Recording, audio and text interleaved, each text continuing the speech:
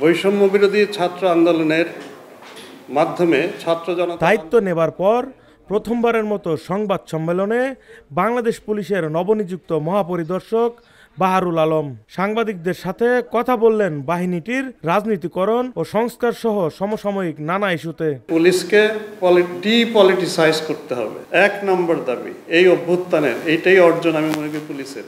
এই উদ্যোগটা পুলিশ সংস্কার কমিশন কিন্তু নিয়েছেন। তারা কিন্তু সুপারিশ পেশের সময় এই বিষয়ের উপরে দীর্ঘ এবং আমি মনে করি যে প্রণিধানযোগ্য ওনারা সুপারিশ দেবেন, যাতে আমরা যেন রাজনৈতিক কর্তৃপক্ষের রাজনৈতিক উদ্দেশ্য সাধনের জন্য ব্যবহৃত না হই। এটা আপনাদের মতো আমি সহ আমার পুরো পুলিশ বাহিনীর এই দাবি, এবং এইটা আমার বিশ্বাস এই সরকারের পক্ষেই সম্ভব এটা করা। জুলাই আগস্টের আন্দোলনে পুলিশের গুলিতে নিহত ছাত্র জনতার পরিবারের প্রতি আন্তরিক দুঃখ প্রকাশ করলেন আইজিপি, সঙ্গে চাইলেন ক্ষমা।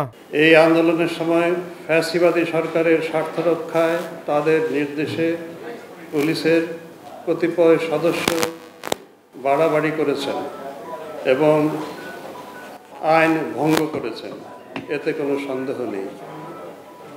তবে অনেক নিরপরাধ পুলিশ সদস্য নিহত হয়েছেন। প্রতিটি হত্যাকাণ্ডই নিন্দনীয়। আমি পুলিশ বাহিনীর পক্ষ থেকে প্রতিটি শহীদ পরিবারের কাছে আন্তরিক দুঃখ প্রকাশ করছি এবং ক্ষমা প্রার্থনা করছি।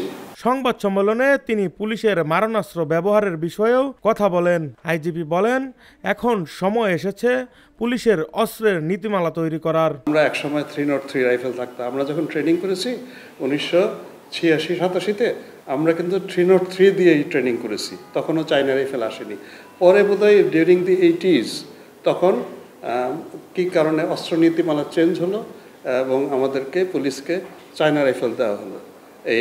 তারপরে এই গত আমার মনে হয় যে 10-15 বছরের মধ্যে আমরা আরও বিভিন্ন ধরনের অস্ত্র পুলিশকে দেয়া হয়েছে, এবং সেটা যে দেয়া হয়েছে তৎকালীন কর্তৃপক্ষ মনে করেছেন হয়তোবা নীতিমালা চেঞ্জ করে ভেবে দিয়েছেন, কিন্তু আমার মনে হয় যে এখন ইট ইজ টাইম, এখন একটা সময় হয়েছে যে এগুলো সবগুলো আবার পুঙ্খানুপুঙ্খরূপে পুনর্বিবেচনা করে একটা অস্ত্র নীতিমালা করা।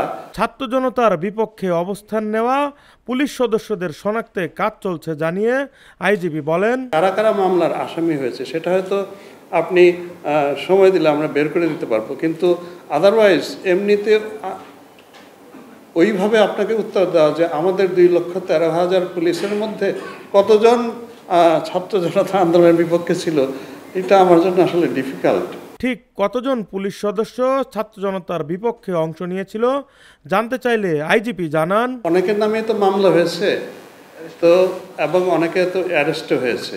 এখন মামলা যাদের নামে হয়েছে প্রত্যেকেই যে বিপক্ষে ছিল এটা কিন্তু মামলা হয়েছে বলেই আমরা বলবো না যতক্ষণ পর্যন্ত তদন্ত এটা না আসবে।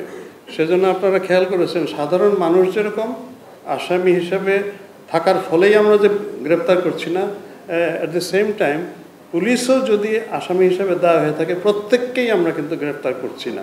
5 আগস্টের পর পুলিশ অত্যন্ত চ্যালেঞ্জের সম্মুখীন হয়েছে উল্লেখ করে মহাপরিদর্শক বলেন, এদেশের আইন শৃঙ্খলা পরিস্থিতি নিয়ন্ত্রণ করা আমার প্রধান দায়িত্ব।